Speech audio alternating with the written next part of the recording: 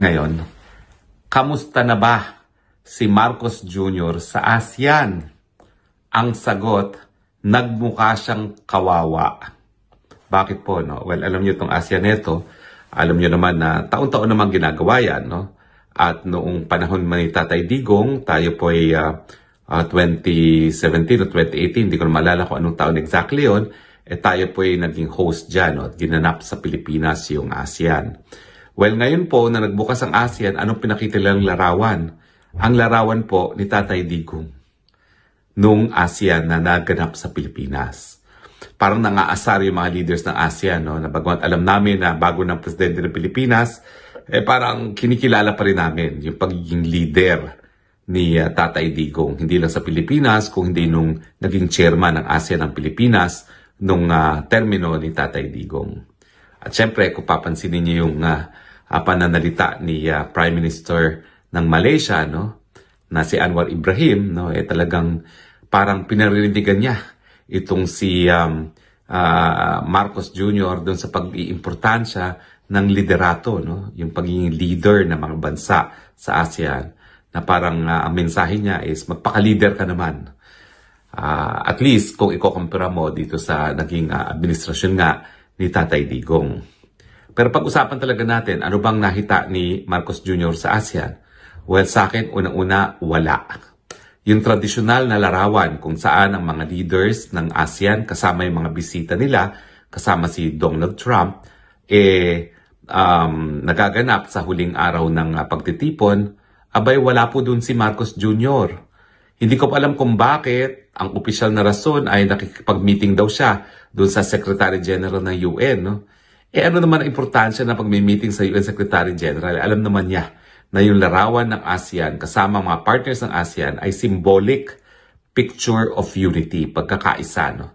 So, importante na talagang kasama siya dun sa larawan na yon. Hindi po siya sumama dun sa larawan. At ang tanong, nasan nga si Marcos Jr.?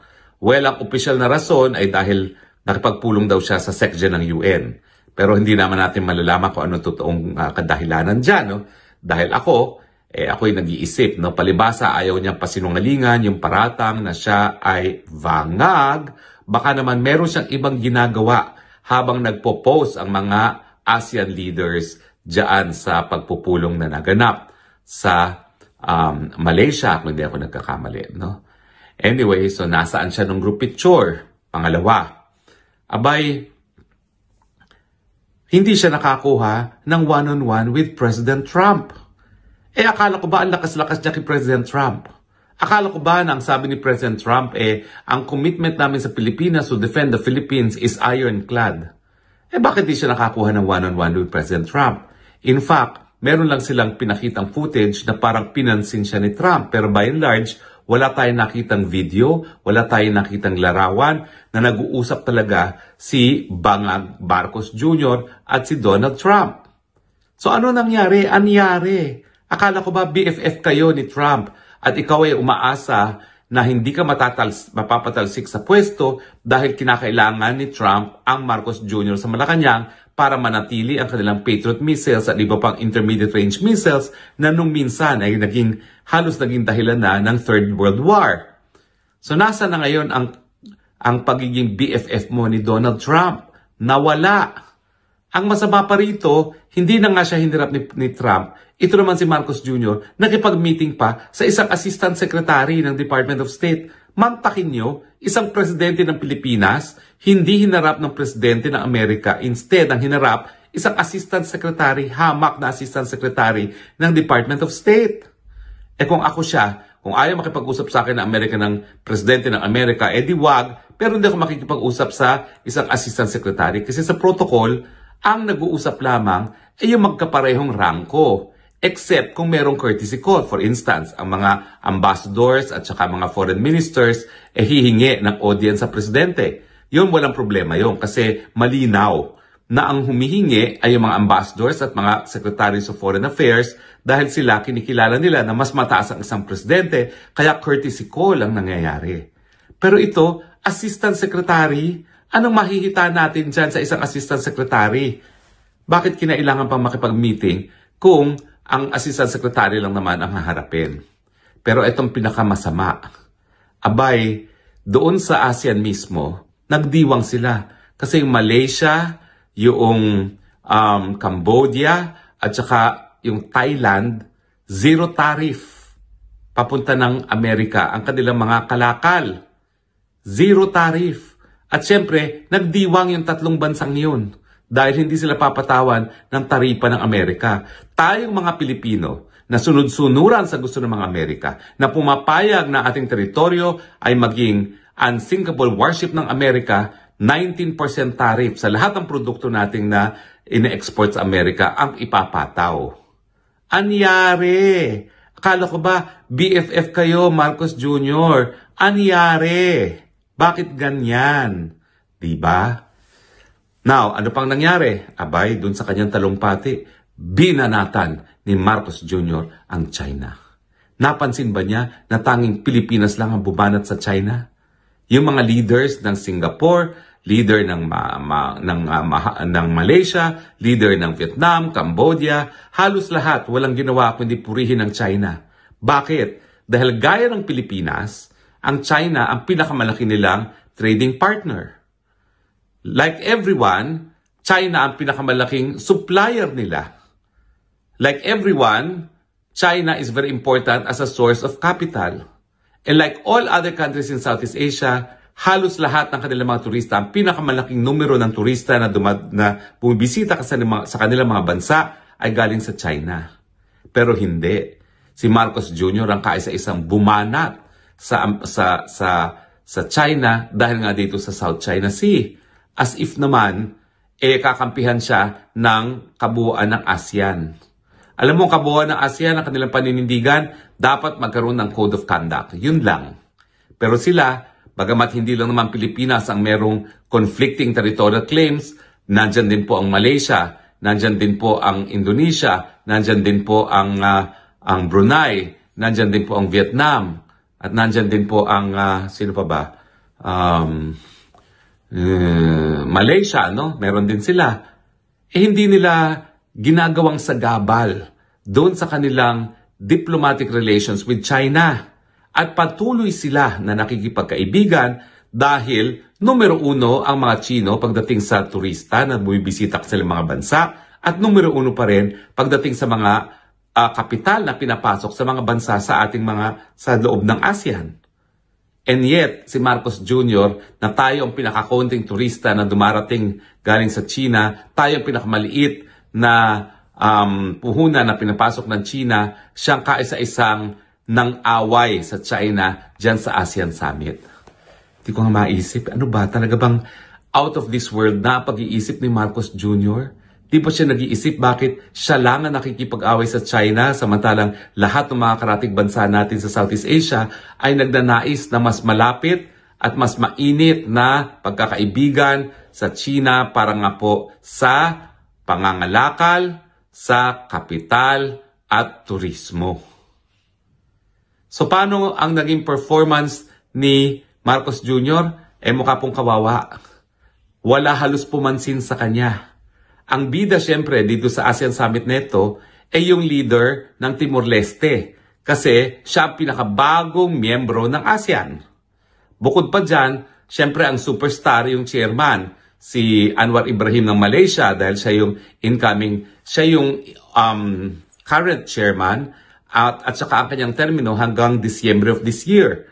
Tayong susunod na chairman pero magsisimula po yan Enero of next year at inaasahan natin na ang susunod na ASEAN Summit gaya ng panahon ni Tatay Digong ay sa susunod na taon kung saan si Marcos Jr. na ang presidente.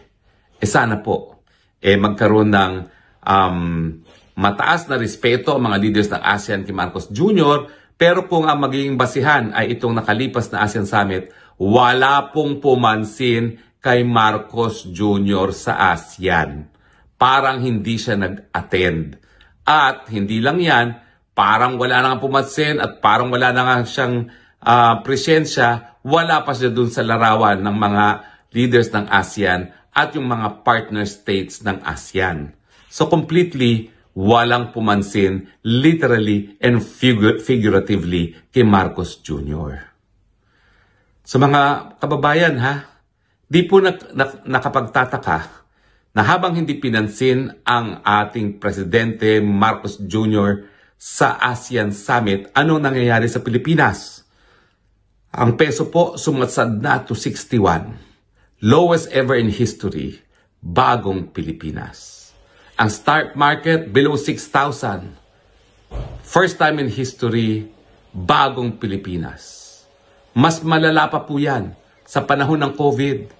Pwede ba yon na talagang ang ating stock market mas malala pa sa panahon ng COVID and yet wala namang COVID ngayon? Ang ibig sabihin po niyan, napakasama ng ekonomiya ngayon. Alam ng mga karatig bansa natin sa Southeast Asia na hindi mabuting pinuno itong si Marcos dahil habang sila lahat ay napakaunlad ng kanilang mga ekonomiya, ang mga Pilipino ay nagdurusa. Kaya mga kababayan alam ko tapos na itong pagtitipon ng October at 30 or dahil ngayon ay delayed ako sa inyong oras or nagaganap pa. Kung kayo'y pwede pang sumali dyan sa mga pagtitipon, sumali na po kayo. Kasi ngayon, hindi pinapansin ng Pilipinas, pinagtatawanan pa tayo dahil nga doon sa korupsyon sa ating bayan. Pinakamalala na po ang korupsyon sa atin, hindi lang sa Southeast Asia, kundi siguro sa buong daigdig na. Nakakahiya na po ang Pilipinas sa ilalim ng Marcos Jr. Yan po ang katotohanan. So kung hindi pa po kayo sumasapi sa mga pagtitipon ngayon dyan sa October 30, ngayong araw, dyan sa ating bayan sa Pilipinas, sumali na po kayo. 31 pala po yung pagtitipon ng Oktubre at November 30. So, hinihikayat po kayo, sumali na kayo sa mga pagtitipon ng 31 na Oktubre at saka 30 ng Nobyembre. Ang ating mensahe, nakakahiya na ang Pilipinas dahil sa korupsyon, itigil na natin yung korupsyon na yan. Nakakahiya na ang Pilipinas dahil sa kawalan ng liderato ni Marcos Jr., palitan na. Nandiyan naman po ang Vice President natin si Inday Sara Duterte. Hindi lang po siya power hungry. Kaya hindi siya nananawagan sa pagbibitiw ni Marcos Jr. dahil ayaw rin niyang makinabang sa ganyang panawagan. Dahil pag siya nanawagan na ganyan, parang linuklok na niya ang sarili niya sa pagiging presidente. Hindi po kasalanan ni Inday Sara Duterte na iniiwasan niya na siya'y magmukhang power hungry. Pero ang katotohanan, kinakailangan na po tayo magpalit. Dahil tignan niyo po ang ekonomiya, the worst are all happening now. The worst performance of the stock market, the worst performance of the peso. Pareho po yung barometer. Sukatan po yan ng sigla na ekonomiya. Kung pinakamalala na po ang bagsak ng piso at ng stock market, yan po ang pinakamalalang bagsak ng kabuhayan sa Pilipinas. Gumising na kayo. Matindi na ang problema sa pagkagutom. Ngayon ang pagkagutom kasama na ng pangunahing problema ng sambayan ng Pilipino, ang walang tigil na pagtaas sa presyo ng bilihin, ang kawalan ng trabaho, mababang sweldo, at ngayon po ang pagkagutom at kawalan na ng pag-asa ng ating mga kababayan. Kinakailangan na po ng pagbabago. Huwag na po tayo mag-antay na 2028. Sa tingin nyo ba, kapag nag-antay tayo ng 2028 at hawak ni Marcos Jr. at ng kanyang asawa ang makina, magkakaroon ng patas na eleksyon? Huwag na po tayong managinip. Hindi nila pauupiin si Indang Sara, kaya nga gusto muna nilang matanggal bilang isang katunggali sa politika. Pero dahil hindi nga po sila nagtatagumpay sa ngayon, ang next plan ay huwag siyang panalunin sa eleksyon in 2028 by hook or by crook. Ulitin ko po, huwag na kayong umasa na babasahin ng tama ng mga makina ang boto ninyo para kay Inday Sara kung aantayin nyo pang eleksyon sa 2028. Dapat ngayon pa lang gawin na nating presidente si Inday Sara dahil hindi na tayo mabubuhay pa kung aantayin pa natin ang 2028. Baka mamaya mahigit 100 na ang dolyares pagdating ng 2028. At the rate, itong si Marcos Jr. ay nagpapalakad ng mga bagay-bagay. Maawa naman po tayo sa ating mga sarili. Tama na po ang paghihirap ng Pilipino. Palitan na po natin ang Marcos Jr. Gawin po natin yan sa mapayapang mga pamamaraan. Kung ayaw niya magbitiw, subukan natin siyang impeach. Kung ayaw niyang mapa-impeach, gawin na po natin ang desisyon na nakasalalay lamang sa soberenyang mga Pilipino. Yan po ay patalsikin na sa pwesto itong si Marcos Jr.